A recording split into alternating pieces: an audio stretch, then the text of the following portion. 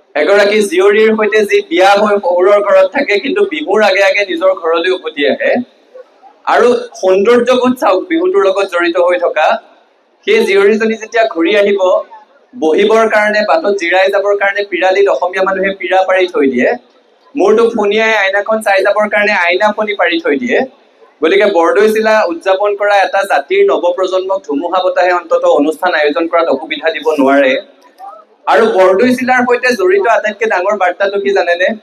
বৰদৈচিলাই আমাক এটা খুব ভাল কথা শিকায় যিটো আমি শিকিব লাগে ধুমুহা যাক যেতিয়া পাৰ হৈ যায় কিছুমান গছ উভালি পৰে কিছুমান গছ ৰৈ যায় কোনবোৰ গছ ৰৈ যায় যিবোৰ গছৰ শিপা মজবুত সেইবোৰ গছ ধুমুহাত উভালি নপৰে আৰু আপোনালোক হৈছে অসমৰ শিপা ইয়াত আহিও আপোনালোকে অসমৰ শিপাডাল পাহৰা নাই সেইকাৰণে এনেকুৱা অনুষ্ঠানত উপস্থিত থাকি আমিও খুব গৌৰৱ অনুভৱ কৰোঁ আৰু জাতিটোও সেইটোৱে যাত্ৰা শিপা যেতিয়ালৈকে জাতিটোৰ শক্তিশালী হৈ থাকিব ধুমুহা আহিব প্ৰত্যাহ্বান আহিব কিন্তু শিপা উভালি নপৰে আৰু দিল্লীলৈ পঢ়িব অহা ল'ৰা ছোৱালীৰ পৰা অসমীয়া মানুহৰ অসমৰ মানুহৰ খুব আশা থাকে ৰাজধানী দেশৰ আৰু দেশৰ ৰাজধানী মানে হৈছে বৌদ্ধিক চিন্তা চেতনা ৰাজনৈতিক চিন্তা চেতনা সামাজিক চিন্তা চেতনাৰ আখৰাস্থলী ব্ৰিটিছৰ শাসনকালত কলিকতালৈ গৈছিলে 1911 চনলৈকে কলিকতাৰ ৰাজধানী আছিল এতিয়া দিল্লীলৈ পঢ়া শুনা কৰিবলৈ আহে আৰু সেইখিনি সময়ত কলিকতাত পঢ়িবলৈ যোৱা অসমীয়া ল'ৰাখিনিৰ শিক্ষাৰ্থীখিনিৰ অসমৰ সমাজ পৰিৱৰ্তনত সাংঘাতিক অৰিহণা আছে বিশেষকৈ সাহিত্য বৌদ্ধিক চিন্তা চৰ্চাৰ ক্ষেত্ৰত আপোনালোকে যি ধৰণে ইয়াত গোট খাই আলোচনা কৰে মাজে মাজে ফ্ৰেছমেন ছ'চিয়েল পাতে সৰস্বতী পূজা পাতে কলিকতাতো সেইখিনি সময়ত স্বাধীনতাৰ আগত যিসকল শিক্ষাৰ্থী আছিল অসমীয়া তেওঁলোকে সেইখিনি সময়ৰ ইউৰোপিয়ান কালচাৰ এটা আছিলে কফি হোম কালচাৰ ইউৰোপিয়ান সংস্কৃতি তাৰ পৰা অনুপ্ৰাণিত হৈ তাৰ অসমীয়াকৰণ কৰি সেইটোকে জাতত উঠাই চাহ মেল পাতিবলৈ আৰম্ভ কৰিছিলে কলিকতাত প্ৰতি বুধবাৰ শনিবাৰে আবেলি অসমীয়া শিক্ষাৰ্থীসকল বহিছিলে কথা বতৰা পাতিছিলে আৰু তেনেকুৱা এখন চাহ মেলতে 67 মিৰ জাফৰ ষ্ট্ৰীট এটা মেছত কেইজনমান অসমীয়া শিক্ষাৰ্থীয়ে অনানুষ্ঠানিকভাৱে কথা বতৰা পাতি থাকোঁতে 25 আগষ্ট বোধহয় 1888 চনত এটা সংগঠনৰ জন্ম দিছিলে আপোনালোক যেনেকে ইয়াত আছা তাত তেওঁলোকে সেইখিনি সময়ত সংগঠনৰ জন্ম দিছিলে অভা উষা অসমীয়া ভাষা উন্নতি সাধিনী সভা আৰু 1889 চনৰ পৰা তাৰে ফলশ্ৰুতিত চন্দ্ৰকুমাৰ আগৰৱালাই জোনাকী প্ৰকাশ কৰিছিলে জোনাকীৰ কি ভূমিকা আছে অসমৰ প্ৰেক্ষাপটত আপোনালোকক কোৱাৰ কোনো প্ৰয়োজন নাই তাৰপিছত 10 বছৰ 1899 চনলৈকে কলিকতাৰ পৰাই জোনাকী প্ৰকাশ হৈ থাকিল আৰু দেশৰ ৰাজধানীত সেইখিনি সময়ত পঢ়িব অহা ল'ৰাখিনিয়ে তেওঁলোকে কি চিন্তা কৰিলে জোনাকীৰ জৰিয়তে ব্যাকৰণ শুদ্ধ কৰিব লাগিব অসমীয়া বানানসমূহ অসমীয়া কেনেকৈ লিখে শুদ্ধ কৰিব লাগিব কি ধৰণে সংস্কৃত সাহিত্যৰ পৰা অসমীয়ালৈ অনুবাদ কৰিব পৰা যায় কি ধৰণে সেইখিনি সময়ত উপলব্ধ অসমীয়া লেখাসমূহ সংৰক্ষণ কৰিব পৰা যায় সেই কথাবোৰ ৰাজধানীলৈ পঢ়িবলৈ ওলাই অহা অসমৰ এচাম শিক্ষাৰ্থীয়ে কল্পনা কৰিছিল কাৰণেই আজি এইটো পৰ্যায়ত আমি আছো জোনাকীৰ আত্মকথাত চন্দ্ৰকুমাৰ আগৰৱালাই লিখিছে যে জোনাকী নামটো কিয় আহিল কাৰণ তেওঁলোকে এন্ধাৰৰ বিৰুদ্ধে যুঁজিবলৈ বিচাৰিছিলে আৰু এতিয়াও সদৌ অসমীয়া ছাত্ৰ সংস্থাই আপোনালোকে গম নোপোৱাকৈ আপোনালোকে কিমানখিনি কাম কৰি আছে সেইটো আপোনালোকৰ উপলব্ধি আছে নে নাই নাজানো আমাৰ আছে আপোনালোকে যেতিয়া প্ৰতি বছৰে ইয়াত বিহুখনৰ আয়োজন কৰে দিল্লীস্থিত অসমীয়া সাংবাদিকসকলে অসমলৈ বাতৰিটো পঠিয়াই দিয়ে যে আচাৰ বিহুৰ আখৰা আৰম্ভ হৈছে অসমীয়া যুৱক যুৱতীয়ে ইয়াত নাচিবলৈ আৰম্ভ কৰিছে বিহু শিকিবলৈ আৰম্ভ কৰিছে আপোনালোকৰ ইয়াত উদ্যোক্তা হিচাপে কেনেকুৱা লাগে নাজানো দেশৰ ৰাজধানী যেতিয়া আপোনালোকৰ উদ্যোগত অসমীয়া ঢোলটোৱে গুমগুমাই আমি অসমত বহি থাকি কিন্তু স্বাভিমানত আমাৰ বুকু উঠলি উঠে সেইকাৰণে আশালৈ বিশেষ ধন্যবাদ তাৰ বাদেও আশাই এই গোটেই সময়ছোৱাত দিল্লী বিশ্ববিদ্যালয়ৰ অধীনৰ বিভিন্ন মহাবিদ্যালয়ত কি ধৰণে অসমৰ ছাত্ৰ ছাত্ৰী পঢ়িবলৈ আহিব তাৰ কাৰণে বিশেষ উদ্যোগ লৈছে সদৌ অসম ছাত্ৰ সন্থাৰ সৈতে একেলগে অসমৰ প্ৰান্তে প্ৰান্তে গৈ নতুন প্ৰজন্মক সুবিধা কৰি দিছে সহায় কক্ষ স্থাপন কৰিছে সেইকাৰণে আশাৰ প্ৰতি আমাৰ আনুগত্য সদায় আছে আমাৰ সদ্ভাৱনা সদায় আছে আৰু আশা আপোনালোকৰ কাৰণে আশা আমাৰ কাৰণে আশা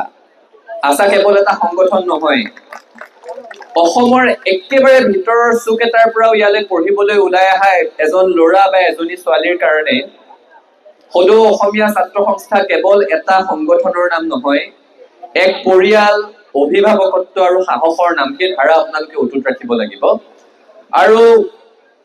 দেশৰ ৰাজধানীলৈ অহা অসমীয়াসকলৰ পৰা আমি সদায় আশা কৰো মামনি বাইদেউ আছিলে মামনি ৰয়ছম গোস্বামীয়ে সেইখিনি সময়ত দিল্লীত অসমীয়া মানুহখিনিৰ কাৰণে অভিভাৱকৰ দৰে আছিলে আৰু সেই কাৰণে সদৌ অসম ছাত্ৰ সন্থাৰ পৰা এটা প্ৰস্তাৱ আপোনালোকলৈ আগবঢ়াই থৈ যাব বিচাৰো সদৌ অসমীয়া ছাত্ৰ সংস্থাই যদি দিল্লী বিশ্ববিদ্যালয়ৰ পৰা যাৱতীয় অনুমতি গ্ৰহণ কৰিব পাৰে তেতিয়াহ'লে সদৌ অসম ছাত্ৰ সন্থাৰ উদ্যোগত সদৌ অসমীয়া ছাত্ৰ সংস্থাৰ তত্ত্বাৱধানত জ্ঞানপীঠ বঁটা বিজয়ী মামনি ৰয়ছম গোস্বামীদেৱৰ দিল্লী বিশ্ববিদ্যালয়ত এটি পূৰ্ণাবয়ব প্ৰতিমূৰ্তি আমি স্থাপন কৰিবলৈ বিচাৰো আপোনালোকে যদি অনুমতি ল'ব পাৰে আমি সেই কাম কৰিবলৈ আগ্ৰহ প্ৰকাশ কৰিছো আকৌ জোনাকীলৈ ঘূৰি গৈছো এন্ধাৰৰ পিছত পোহৰৰ কথা মই মোৰ বক্তব্য সামৰিব বিচাৰিছো জোনাকীত সেইখিনি সময়তে আজিৰ প্ৰায় 125 বছৰৰ আগতে তেওঁলোকে লিখিছিলে যে জোনাকীৰ উদ্দেশ্য বা সেইখিনি সময়ত ৰাজধানীত পঢ়িবলৈ অহা অসমীয়া শিক্ষাৰ্থীসকলৰ উদ্দেশ্য আছিল বিজ্ঞানৰ উত্তৰণৰ ক্ষেত্ৰত ৰাজ্যখনক আগবঢ়াই লৈ যোৱা তেতিয়াই কমলাকান্ত ভট্টাচাৰ্য কনকলাল বৰুৱাই জোনাকীৰ পাতত লিখিছিল কি ধৰণে ব্ৰিটিছ শাসনে থলুৱা উদ্যোগৰ অসুবিধা কৰিছে কি ধৰণে আমি উদ্যমিতাৰ দিশত আগবাঢ়িব লাগে 125 বছৰৰ আগত উদ্যমিতাৰ কথা পাতিছিলে আৰু কৈছিলে যে গোটেই পৃথিৱীত এতিয়া দ্ৰুতগতিত কাম আৰম্ভ হৈছে এইখিনি সময়ত অসমীয়া জাতিটো নিষ্কৰ্মা হৈ বহি থাকিব নেকি তিনিটা কথা বিজ্ঞান প্ৰযুক্তিবিদ্যা তাৰ পিছত ক'লে উদ্যমিতাৰ কথা তাৰ পিছত ক'লে নিষ্কৰ্মা নোহোৱাৰ কথা আৰু 125 বছৰৰ পিছত এতিয়াও কিন্তু অসমত মই কাকো সমালোচনা কৰা নাই ৰাজ্য চৰকাৰৰ বছৰটোত বিজ্ঞান প্ৰযুক্তিবিদ্যাৰ বাজেট 90 কোটি টকা উদ্যমিতাৰ ষ্টাৰ্টআপৰ কাৰণে বাজেট 60 কোটি টকা আৰু একো কাম নকৰাকৈ মাহে 1250 টকা দিবৰ কাৰণে বাজেট বছৰটোত 5000 কোটি টকা গতিকে 125 বছৰ পাৰ হৈ গৈছে আমি এতিয়াও সেই দিশত আগবাঢ়িব পৰা নাই গতিকে আপোনালোক দিল্লীত থকা অসমীয়া যুৱক যুৱতী আৰু জ্যেষ্ঠসকলৰ পৰা এই দিশত আমি মাৰ্গদৰ্শন বিচাৰিম কি ধৰণে আগবাঢ়িব পাৰি আৰু আমাৰো দিল্লীত পঢ়িবলৈ অহা অসমীয়া যুৱক যুৱতীসকলক লৈ বিশেষ কিছু পৰিকল্পনা আছে এই ক্ষেত্ৰত আচাৰ সহায় বিচাৰিম মই আৰু দীঘলীয়া বক্তব্য ৰাখিব বিচৰা নাই I can see some of our non-Assamese friends being assembled here to enjoy this Bihu function. So we are conveying our Bihu greetings to you all as well from All Assam Students Union. We would also like to extend our invitation to all of you. Please plan trips to Assam. Do receive the blessings of Mother Goddess Kamakhya. Experience the thrill and adventure of roaming in Kaziranga, Povitra or Manas. Stay in Sibsagar amidst the majestic heritage of one of the longest ruling dynasty of the Indian history, that is the Ahoms, who even defeated the mighty Mughals. Also embrace the greenery of tea gardens. Enjoy and come to the Satra institutions of Assam in general and Majuli in particular to familiarize with the spiritual vibe of Assam and the cultural essence. And last but not the least, to taste the very underrated yet very delicious Assamese cuisine. We have much more to offer, so we invite you all. Thank you. পুনৰবাৰ সকলোকে বহাগৰ উলক যাচি আটাইলৈকে বিহুৰ শুভাশা জ্ঞাপন কৰি মই মোৰ ক'বলগীয়াখিনি সামৰিছো আমি একেলগে আছিলো একেলগে আছো একেলগে থাকিম হাতে হাত ধৰি আগবাঢ়িম সফলতাৰ আকাশ চুমিম ধন্যবাদ জয় আই অসম